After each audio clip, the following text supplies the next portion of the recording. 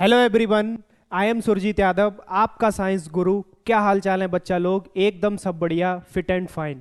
सो अब तुम्हारा साइंस का एग्जाम है। डर लग रहा होगा, टेंशन हो रही होगी, और वो शायद इसलिए कि ये सोच के पेपर इजी आएगा या फिर टफ आएगा, या शायद इसलिए कि अभी तक सिलेबस बचा है पूरा नहीं कर पाए। डोंट वरी बेटा, जितना कर लिया है वो सफिशियंट है, एनफ है।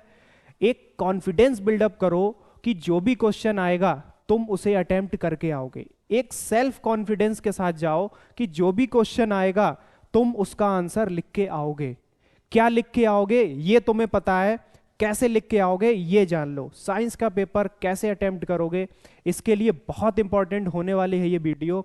क्या क्या छोटी छोटी मिस्टेक्स तुम लोग करते हो जिनकी वजह से फालतू में तुम्हारे मार्क्स कटते हैं, तो वो कौन सी छोटी छोटी मिस्टेक्स हैं बेटा जो तुम्हें नहीं करनी। और बहुत सी ऐसी इंपॉर्टेंट बातें जो आज हम लोग करेंगे। ज़्यादा टाइम नहीं लूंगा मैं आपका।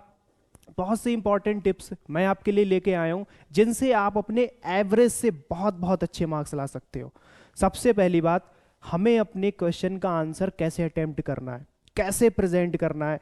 पहली बात, हमें अपने क्वेश्चन का आंसर बहुत ही सिंपल और लॉजिकल वे में देना है। सपोज दैट हमसे किसी क्वेश्चन में एक रीजन के बारे में पूछा है, why this phenomena will be happening, तो उस रीजन का आंसर होगा suppose that X Y Z. तो कोशिश क्या करना कि हमें उस रीजन का आंसर अपने आंसर के फर्स्ट लाइन में ही देना है। Because due to this X Y Z this phenomena is happening. उससे क्या होगा कि जो भी चेकर होगा उसके लिए उस क्वेश्चन का आंसर फर्स्ट लाइन में ही दिख जाएगा।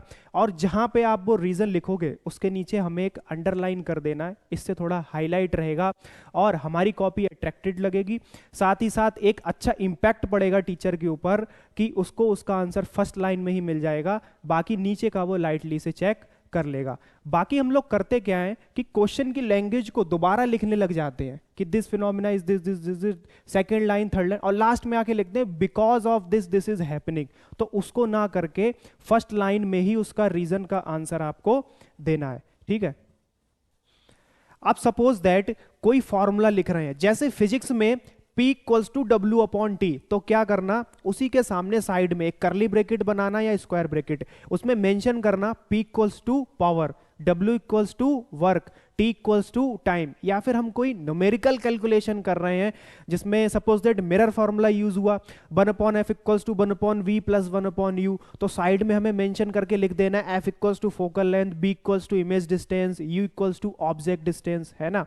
ऐसा करने से क्या होगा, हमारी जो कॉपी है वो एक अट्रैक्टिव वे में आ जाएगी। इंपैक्ट बहुत अच्छा पड़ेगा बेटा उस टीचर के ऊपर, जिससे हमें एक्स्ट्रा मार्क्स भी मिलेंगे। ओके, अब पेपर हम स्टार्टिंग से करें सेक्शन ए से शुरू, या फिर लास्ट से करें सेक्शन ई से शुरू, कहीं से भी कर सकते हो, चाहे लास्ट से करो चाहे स्टार्टिंग से करो। ध्यान ये रखना कि जो भी पर्टिकुलर सेक्शन आप कर रहे हो, सपोज दैट आप स्टार्टिंग से कर रहे हो, सेक्शन ए मेंशन किया, उसके जितने भी क्वेश्चन है उनको पहले करना है। कोई भी क्वेश्चन अगर तुम्हें नहीं आता है तो उसके लिए जगह छोड़नी। अब सपोज दैट हम सेक्शन बी पे आ गए, सेक्शन बी पे हमने 2 क्वेश्चन किए, फर्स्ट और सेकंड, तीसरा हमें नहीं आता। ठीक है, तो उसके लिए एक आइडिया लगाओ कि कितने लाइंस की जगह छोड़नी है, उतने लाइंस की जगह छोड़ के आगे मूव ऑन कर जाओ। सेक्शन सी अटेम्प्ट किया, उसमें कोई क्वेश्चन नहीं आता है तो उसके लिए जगह छोड़ दो। ठीक है, माइंड से स्लिप हो गया या हम करेंगे तो अभी इसका आंसर गलत हो जाएगा, तो उसके लिए जगह छोड़ दो, हाफ पेज 1 पेज एक आइडिया लगा के छोड़ दो और आगे बढ़ जाओ।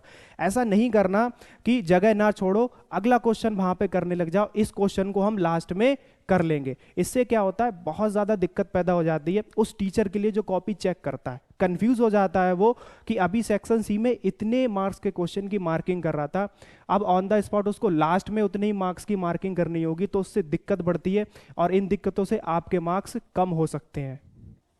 फिर जब तुम एग्जामिनेशन हॉल में एंटर करोगे 15 मिनट्स पहले तुम्हारे हाथ में क्वेश्चन पेपर दे दिया जाएगा, और उन 15 मिनट्स में तुम्हें अपने क्वेश्चन पेपर को रीड करना होता है। और अब हमें उन 15 मिनट्स को कैसे एक स्मार्ट तरीके से यूटिलाइज करना है। सबसे पहले क्या करना, सेक्शन ए एमसीक्यू को एनालाइज करो, देखो कहां पर न्यूमेरिकल है, और माइंड में एक स्कीमा बनाओ कि इस न्यूमेरिकल को सॉल्व करने के लिए ये फॉर्मूला यूज होगा, उस फॉर्मूले को माइंड में सेट कर लो। क्योंकि जब तुम घूम करके दोबारा फिर से आओगे उसको करने, तब इतना सोचना नहीं पड़ेगा और वो टाइम सोचने का हमारा बच जाएगा। उसके बाद में आगे अच्छे से क्वेश्चन को रीड करो, सभी क्वेश्चंस को, और स्कैनिंग करो कहां पर न्यूमेरिकल है। अगर उस पर्टिकुलर न्यूमेरिकल में यूनिट कन्वर्जन दिख रहा है, कहीं पर सेंटीमीटर से तुम्हें मीटर में चेंज करना है, किलोवाट से वॉट में चेंज करना है, ठीक है, या जो फॉर्मूला हमें दे रखा है इस फॉर्मूले से एक दूसरा फॉर्मूला बनाना है, तो उसको वहां पर थोड़ा सा ना 1-2 मिनट रुक के एनालाइज करो उस न्यूमेरिकल को। यूनिट कन्वर्जन करना हो तो वहां पे मार्क कर लिया कि ये यूनिट हमें कन्वर्ट करनी है, इस फॉर्मूले को हमें चेंज करके इसमें लेके आना, तो वहां पर पेंसिल से अंडरलाइन कर ली, मार्क कर ली, क्योंकि जब तुम दोबारा घूम करके आओगे उस क्वेश्चन को अटेम्प्ट करने, तब तुम्हें फिर से इतना ज्यादा टाइम अपना वहां पर गंवाना नहीं पड़ेगा। इससे क्या होगा, हमारा टाइम बचेगा। ठीक है, अब बात करते हैं जहां पर हमें क्वेश्चंस के बीच में इंटरनल चॉइस मिलती है कि कौन सा क्वेश्चन अटेम्प्ट करना है। तुम्हें पता है तुम्हें कौन सा करना है, पता लगा लिया तुमने, उसको मार्क कर लिया। ठीक है, अब इंटरनल चॉइस में कभी कभी क्या होता है कि मैं अपने एक्सपीरियंस से बता रहा हूं कि एक थ्योरेटिकल क्वेश्चन के चॉइस में न्यूमेरिकल आता है, तो अगर तुम्हें थ्योरेटिकल वाला भी आता है न्यूमेरिकल वाला भी आता है तो तुम्हें अटेम्प्ट करना है न्यूमेरिकल वाला क्वेश्चन। 100% प्रोबेबिलिटी है उसमें तुम्हें पूरे मार्क्स मिलेंगे, और थ्योरेटिकल क्वेश्चन में इतनी ज्यादा प्रोबेबिलिटी नहीं रहती है पूरे मार्क्स मिलने की, एक एवरेज मार्क्स मिलते हैं। समझ गए ना बात के लिए। और अगर तुम्हारे लिए न्यूमेरिकल नहीं आता, थ्योरेटिकल क्वेश्चन आता है, तब तो बेटा करना ही करना थ्योरेटिकल है।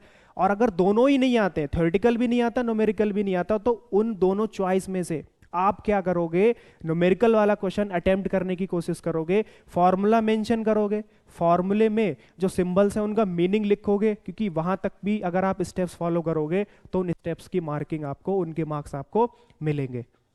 और जो भी कैलकुलेशन आप कर रहे हो बहुत ध्यान से करना, धीमे धीमे करना, जल्दबाजी करने की जरूरत नहीं है, क्योंकि जल्दबाजी में ना आप बहुत सिली मिस्टेक्स करते हो, उनके चक्कर में पूरा न्यूमेरिकल खराब हो जाता है, पूरी कैलकुलेशन बेकार हो जाती है। बहुत प्यार से करना बेटा, समझ के करना। लास्ट में आपके पास रफ पेज अवेलेबल है, कॉपी के पीछे रफ पेज बनाया आराम से, 13 2 जा, 15 5 जा, मल्टीप्लिकेशन, डिवाइड, डेसिमल, सारी चीजें बहुत ध्यान से करना। और जो भी लास्ट में आंसर आए कैलकुलेशन का उसको हाईलाइट करा, बॉक्स में बंद किया। ठीक है, एसआई यूनिट अगर वहां पर मेंशन करनी है तो जरूर करना, बिना एसआई यूनिट के छोड़ करके मत आना। जल्दबाजी में अगर एसआई यूनिट भी नहीं छोड़ते हो, सिर्फ एक मैग्नीट्यूड न्यूमेरिकल वैल्यू लिखी रहने देते हो, तो एसआई यूनिट का भी हमारा हाफ मार्क्स डिडक्ट हो जाता है। केमिस्ट्री की बात करें तो केमिस्ट्री में क्वेश्चन में जितना पूछा जाए उतना ही आंसर देना।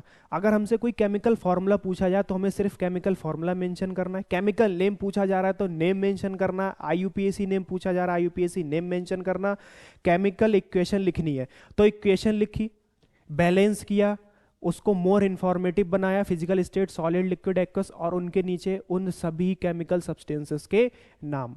बहुत ज़्यादा पैरा में, थ्योरेटिकली में आंसर नहीं देने, जितना पूछा जा रहा है उतना देना है, ओवरराइट नहीं करना। समझ गए बात के लिए।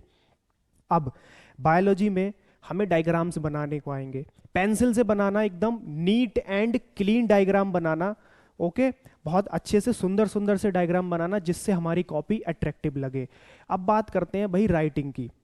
बहुत से बच्चों की राइटिंग बहुत ज़्यादा खराब होती है, और कुछ बच्चों की राइटिंग एवरेज होती है, कुछ बच्चों की राइटिंग बहुत अच्छी होती है।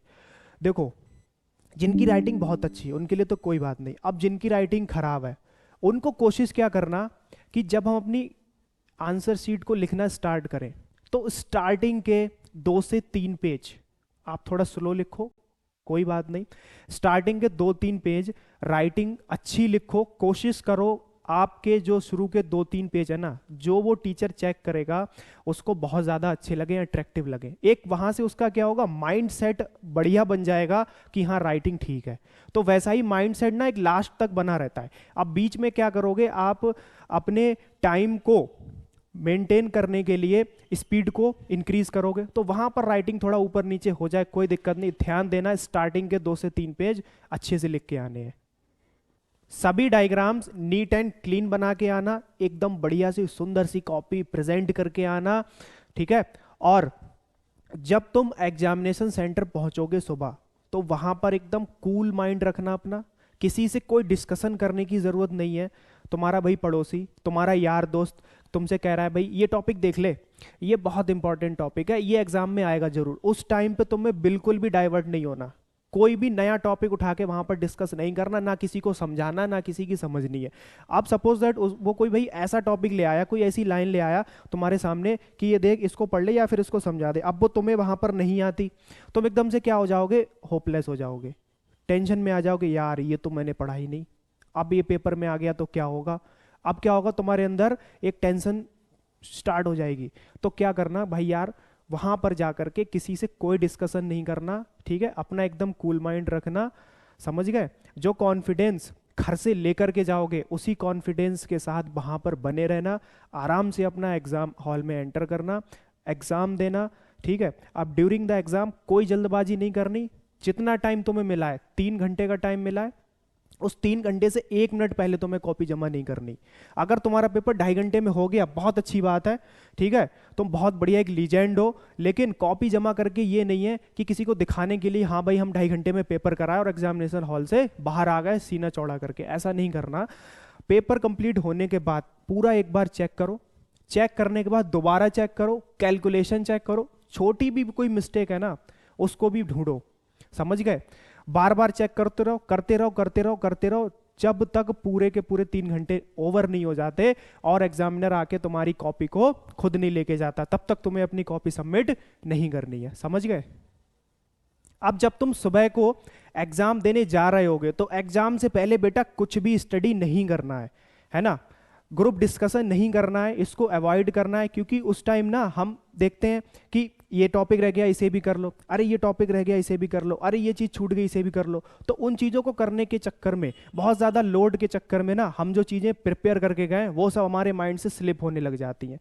तो एग्जाम से पहले 3-4 घंटे अपने माइंड को एकदम रिलैक्स छोड़ना है, ठीक है, कूल माइंड रखना है, डीप ब्रेथ लो, जो कॉन्फिडेंस तुम्हारे अंदर बिल्डअप हो चुका है वो सफिशिएंट है, जिस कॉन्फिडेंस के साथ तुम घर से गए हो उसी कॉन्फिडेंस के साथ तुम बने रहना। कोई तुम्हें कुछ भी समझाएगा तुम्हें नहीं समझना है वहां पर, क्योंकि तुम जो प्रिपेयर करके गए हो वो बेटा सफिशिएंट है, एनफ है, मोर देन एनफ है। तुम जो कर सकते हो वो तुम ही कर सकते हो, ये मैं जानता हूं, और मेरी गारंटी है बेटा बहुत अच्छा पेपर होगा, बेस्ट रिजल्ट आएगा तुम्हारा, मेरी सारी बेस्ट विशेस तुम्हारे साथ है।